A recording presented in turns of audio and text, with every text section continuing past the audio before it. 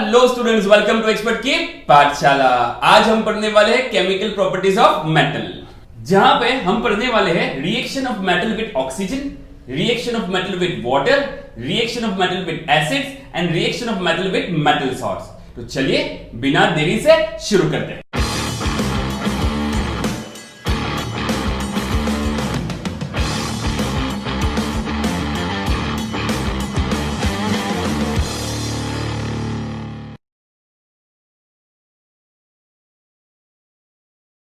हमारी पहली chemical property है reaction of metal with oxygen. उसकी जनरल फॉर्मूला क्या है? जनरल उसकी फॉर्मूला है metal plus oxygen gives metal oxide. Metal plus oxygen gives metal oxide. Metal plus oxygen gives metal oxide. तो ये हमारा जनरल इक्वेशन है, जनरल फॉर्मूला है कि metal when combines with oxygen वो क्या बनाएगा? मेटल ऑक्साइड्स बनाएगा। अब हम क्या करेंगे, हमारे पास पूरी रिएक्टिविटी है और यहां पे बहुत सारे मेटल्स हैं और वो हर मेटल्स ऑक्सीजन के साथ डिफरेंटली रिएक्ट करता है। कोई बहुत विगरसली रिएक्ट करता है, किसी मेटल स्लो रिएक्ट करता है, किसी को धक्के मारने पड़ते हैं, किसी को जोर जबरदस्ती करनी पड़ती है तो रिएक्ट करता है, या फिर कई मेटल्स ऐसे हैं जो नीचे है जो लेस रिएक्टिव है, वो कभी भी ऑक्सीजन के साथ रिएक्ट नहीं करेंगे। तो हम वन बाय वन थोड़े एग्जांपल्स ले लेते हैं फ्रॉम द रिएक्टिविटी। तो हम पहले लेते हैं सोडियम और पोटेशियम। तो reaction of sodium and potassium. अब reaction of sodium and potassium की पहले, sodium and potassium are very highly reactive metals. They are very highly reactive metals का मतलब होता है बहुत चालू है भाई। इतने चालू है कि अगर ऑक्सीजन दिखा इनको तो ऑक्सीजन को तो वो लोग छोड़ने वाले नहीं है। बहुत कुछ अलग अलग मत सोचिए आप लोग, ऑक्सीजन के साथ रिएक्ट तुरंत ही कर लेंगे और बनाएंगे oxides. So they are highly reactive. They react vigorously with the oxygen, and when they react, they catches the fire also. So they catches fire. So they are highly reactive. They react vigorously with oxygen, and they catches fire. एक experiment देख लेते हैं। हमने यहाँ पे glass test tube में sodium metal को रखा है।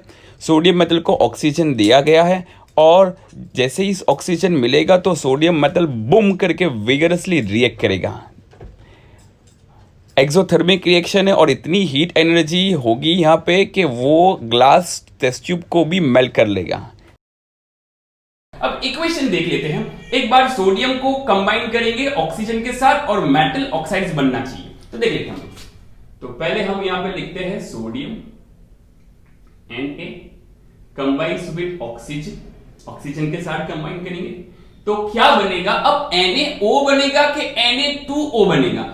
उसके लिए तो हमारे पास हमारा केमिस्ट्री है ही, तो वैलेंसी आप लोगों को सबको याद होगी। Na का +1 और ऑक्सीजन का -2 है वैलेंसी। तो ये क्रॉस करोगे तो Na2O बनेगा। तो यहां पे मैं लिख लेता हूं Na2O। This is sodium oxide. फिर एक ले लेते हैं पोटेशियम के साथ भी। तो potassium plus oxygen gives K की वैलेंसी है +1 और ऑक्सीजन की वैलेंसी है -2। क्रॉस मल्टीप्लिकेशन करोगे तो क्या आएगा? K2O ही आएगा। तो ये आपका हो गया पोटेशियम ऑक्साइड। मैं लास्ट में आपकी जितनी भी इक्वेशंस है वो इक्वेशन को बैलेंस करेंगे, बट अभी हम लोग कॉन्सेप्ट पे ध्यान रखेंगे। तो Na+O2 gives Na2O and K+O2 give K2O। फिर रिएक्शन मैग्नीशियम के साथ, देखो ये सोडियम, पोटेशियम और सोडियम हो गया। अब हम लेते हैं कि भाई बीच में से काम करते हैं, थोड़ा मैग्नीशियम लेते हैं। मैग्नीशियम भी रिएक्टिव है बट वो विगरसली रिएक्ट नहीं करेगा ऑक्सीजन के साथ। तो चलो एक मैग्नीशियम के साथ भी रिएक्शन करके देख लेते हैं कि magnesium combines with oxygen and gives MgO, magnesium oxide. बराबर। मैग्नीशियम का भी देख लेते हैं। यहाँ पे Mg और O, तो Mg की +2 है और O की -2 है। +2 -2 है, कैंसिल हो जाएगा, सेम टू सेम आ जाएगा MgO। Oxide like sodium oxide, ये हमारा potassium oxide and magnesium oxide, they all are soluble in water. अब ये सोल्यूबल इन वाटर बुक में तो लिखा है बट विश्वास नहीं है हमको, तो एक काम करते हैं उसके भी इक्वेशंस जरा देख लेते हैं कि भाई ये सोल्यूबल है कि नहीं। तो this oxide like sodium oxide, potassium oxide, magnesium oxide are soluble in water. तो Na2O वाटर के साथ रिएक्ट करो तो क्या बनाएगा, तो Na और OH तो बनेगा सोडियम हाइड्रोक्साइड। फिर हम लेते हैं K2O प्लस वाटर, तो क्या बनेगा KOH पोटेशियम हाइड्रोक्साइड। फिर हम मैग्नीशियम भी ले लेते हैं, magnesium oxide when dissolved in water it forms MgOH twice। Mg का वैलेंसी है +2 और OH का वैलेंसी है -1। तो ये हमारा क्रॉस मल्टीप्लिकेशन करेंगे तो OH पे क्या आएगा, ब्रैकेट के नीचे सफिक्स में क्या आएगा 2 आएगा, तो MgO plus H2O gives MgOH twice। तो यहाँ पे सोडियम हाइड्रोक्साइड, यहाँ पे पोटेशियम हाइड्रोक्साइड, यहाँ पे मैग्नीशियम हाइड्रोक्साइड, सब hydroxide hydroxide. Hydroxide second chapter में याद है ना, एसिड बेस एंड सॉल्ट। तो यहाँ पे हाइड्रोक्साइड है, तो ये सब कौन से नेचर में है, बेसिक इन नेचर है, और इसको ही हम बोलते हैं अल्कली। कौन सी कली, अल्कली। कौन सी कली, अल्कली। तो ये बेसिक्स है सब लोग, और यही अल्कली है। तो मेटल ऑक्साइड मतलब यहां से हम कंक्लूजन लेंगे कि मेटल ऑक्साइड्स कौन से नेचर में है, बेसिक इन नेचर है। तो मेटल ऑक्साइड मैंने यहां पे प्रूव करके देख लिया कि मेटल ऑक्साइड हमेशा कौन से नेचर में होता है, बेसिक इन नेचर होता है। तो देखो reaction of sodium and potassium, they are highly reactive, they react vigorously with oxygen and sometimes they catches fire also।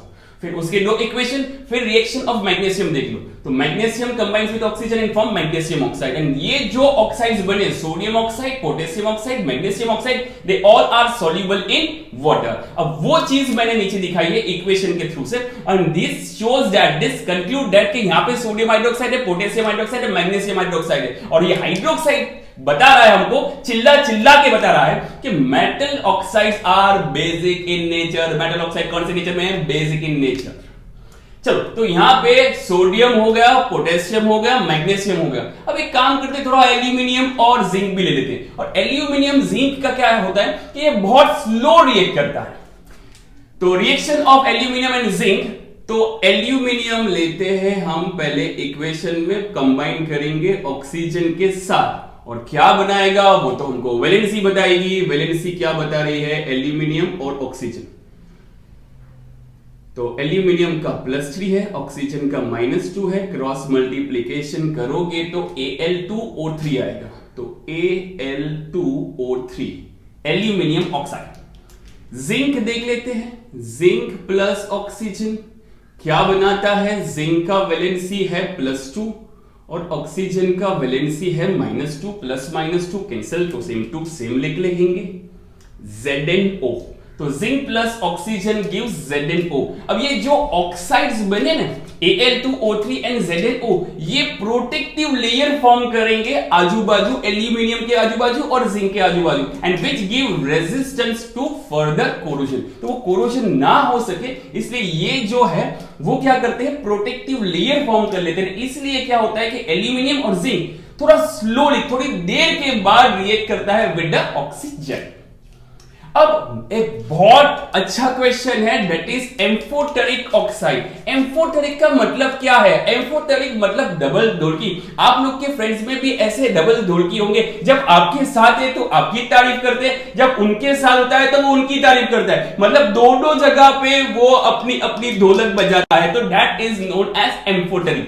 तो एम्फोटेरिक मतलब बोट होता है। तो एम्फोटेरिक ऑक्साइड का मतलब क्या होता है, metal oxides which reacts with both acid and base to give salt and water is called amphoteric oxide। ये शॉर्ट क्वेश्चन आ सकता है। What is amphoteric oxide? Metal oxide reacts with both acid and base, both acid and base to give salt and water is called amphoteric oxide। यहाँ पे amphoteric oxide के example क्या होंगे, तो aluminium oxide and zinc oxide।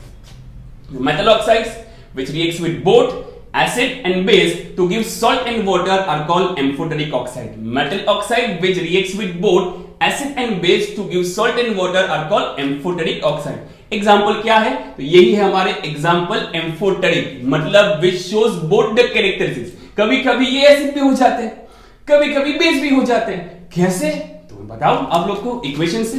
Chemistry है भाई, तो equation होंगे ही भाई। तो यहां पे हम ले लेते हैं Al2O3, एक बार हम उसको रिएक्ट करेंगे एसिड के साथ।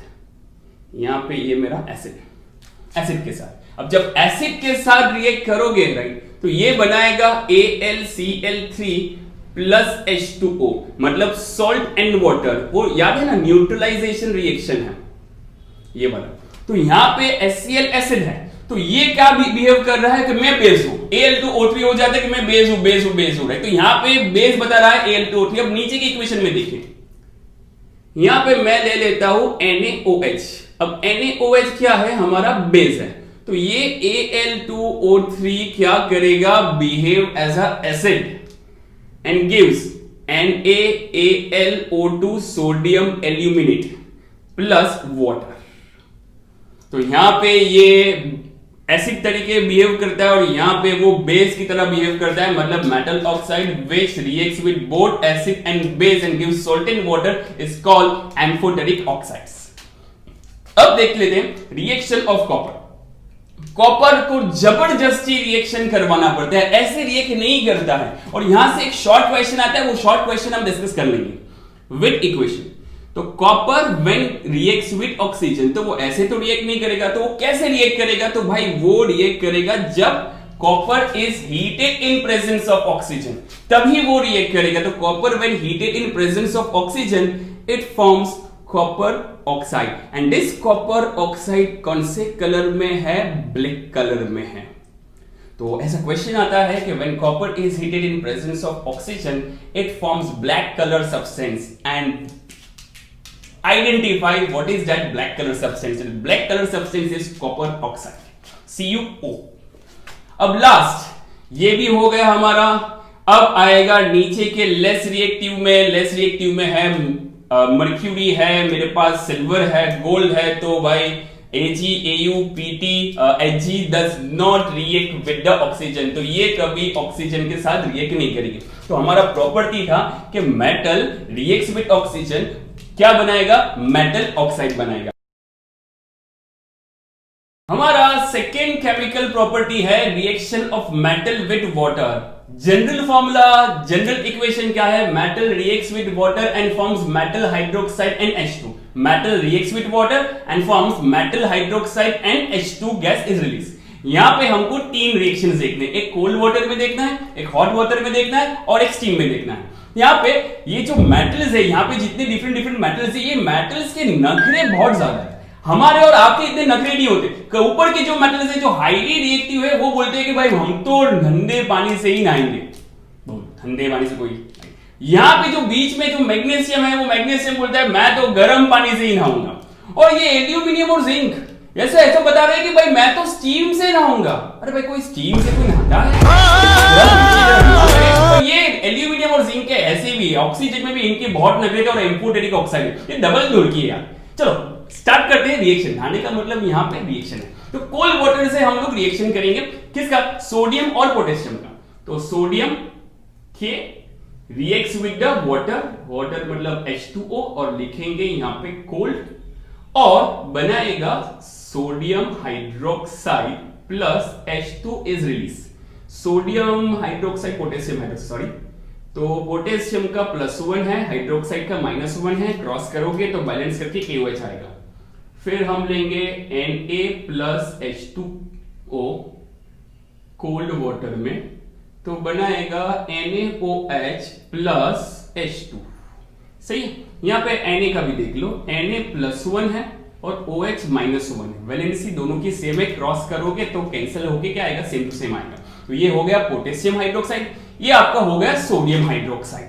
और sodium and potassium are highly reactive, वो पता ही हमको, they are highly reactive, they reacts vigorously violently with water. Oxygen के साथ भी ऐसा ही और वाटर के साथ भी ऐसा ही, they react vigorously with the water. This reaction is exothermic, exothermic है तो पीछे हम हीट लगा सकते हैं, तो हम पीछे लगाएंगे heat. They are exothermic reaction and sometimes it catches fire, तो यहां पे ये कैचेस फायर भी करता है। So to avoid this sodium and potassium are stored in kerosene and oil. तो यहां से बहुत अच्छा आपका इंपॉर्टेंट क्वेश्चन अराइज होता है कि why sodium and potassium are stored in kerosene and oil.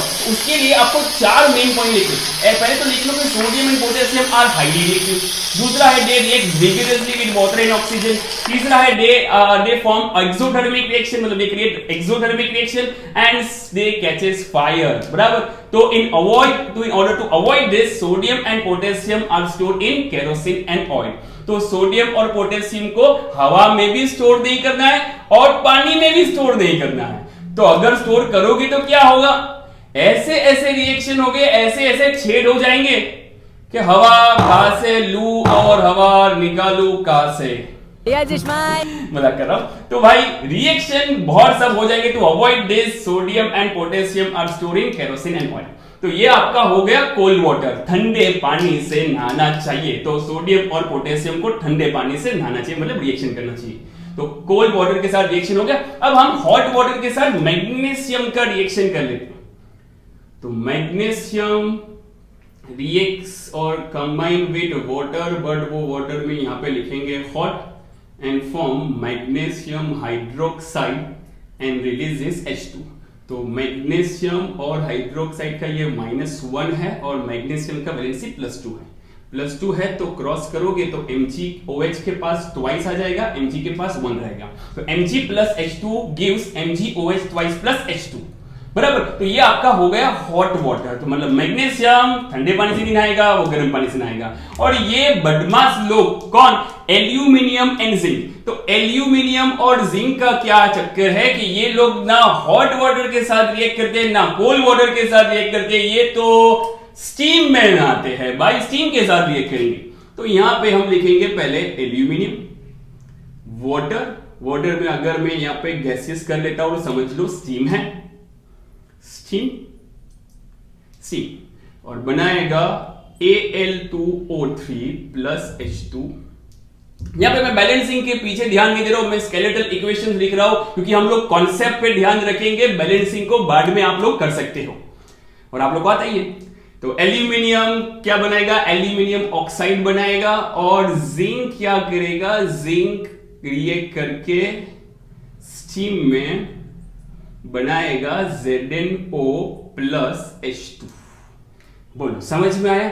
एक चीज आप लोग ने नोट डाउन नहीं की, क्या नोट डाउन नहीं किया कि ये एल्यूमिनियम और जिंक के नखरे इतने ज्यादा है कि ये एक तो इनको पहले स्टीम चाहिए नहाने के लिए, अगर वो स्टीम के साथ रिएक्ट करते तो वो हाइड्रोक्साइड नहीं बना रहे, instead of hydroxide they are forming oxide, ये ऑक्साइड बना रहे। बोलो तो यहां पे ये हाइड्रोक्साइड नहीं बना रहे, यहां पे ये लोग बना रहे ऑक्साइड। देखो एल्यूमिनियम ऑक्साइड और जिंक ऑक्साइड। तो ये आपका हो गया metal reacts with water and form metal hydroxide and H2।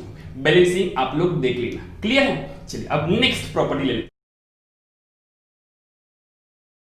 अब हमारी थर्ड केमिकल प्रॉपर्टी है reaction of metal with acid. ये प्रॉपर्टी सुनी हुई लगती है, हाँ भाई ये चैप्टर फर्स्ट में भी थी, चैप्टर सेकंड में भी थी और यहाँ पे चैप्टर नंबर 3 में भी है और आगे भी आएगा। तो metal reacts with acid and gives salt and hydrogen. तो मेटल रिएक्ट क्या करेगा एसिड के साथ और क्या बनाएगा, सॉल्ट एंड हाइड्रोजन। तो metal react with acid and gives salt and releases hydrogen. तो H2 देखना है। तो चलो दो रिएक्शंस देख लेते हैं। तो हमारे पास तो ये रिएक्टिविटी सीरीज है, तो यहां से हम कोई भी दो मेटल को ले लेते हैं। यहां से मैं ले लेता हूं पहले एक सोडियम ले लेते हैं और उसका रिएक्शन करेंगे HCl के साथ एक बार।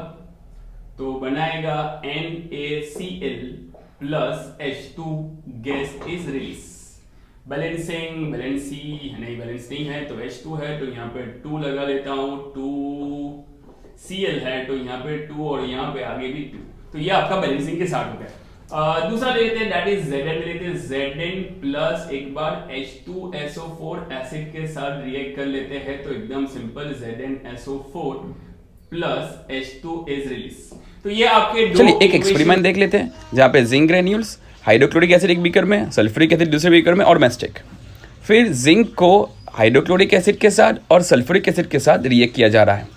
यहाँ पे आप देख सकते हो कि ये दोनों रिएक्शन से क्या प्रोड्यूस हो रहा है, हाइड्रोजन गैस इवॉल्व हो रहा है। देखो हाइड्रोजन गैस निकल रहा है।